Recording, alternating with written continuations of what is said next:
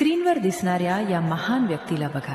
मन स्वच्छ सध्या असलं सोशल तर मीडियावर सर्वात नशिबालाही जास्त आपल्या व्हायरल समोर होणारे नतमस्तक माणसं व्हावे आपल्या लागते. जीवनामध्ये फार महत्वाचे असतात, जे आपल्याला दिसत नसतात, परंतु त्यांचं असणं फार महत्वाचं असतं.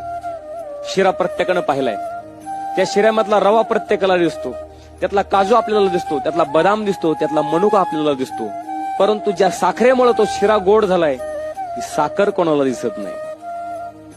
तशी काही साखरेसारखी माणसं आपल्या जीवनामध्ये असतात, जे आपल्याला दिसत नसतात, परंतु त्यांच्या असण्यामुळे आपलं जीवन गोड असतं. तशी माणसं ओळखायला शिका आणि त्यांना जपायला शिका.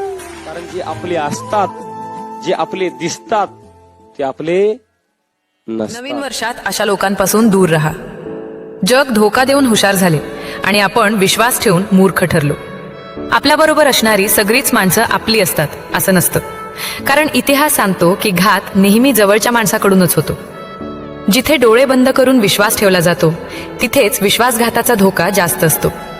म्हणून पोटात एक आणि ओठावर एक असणाऱ्या अशा लोकांपासून वेळीच सावध राहा. बाहेरून किती सुंदर आहे हे महत्वाचं नाही, माणसाचं मन किती सुंदर आहे हे महत्वाचं आहे.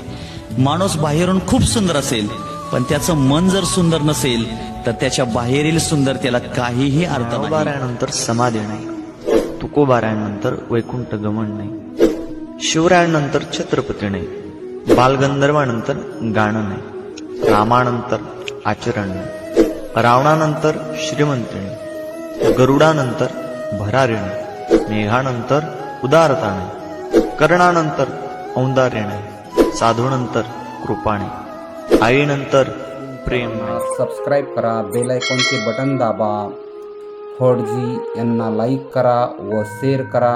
थँक्यू.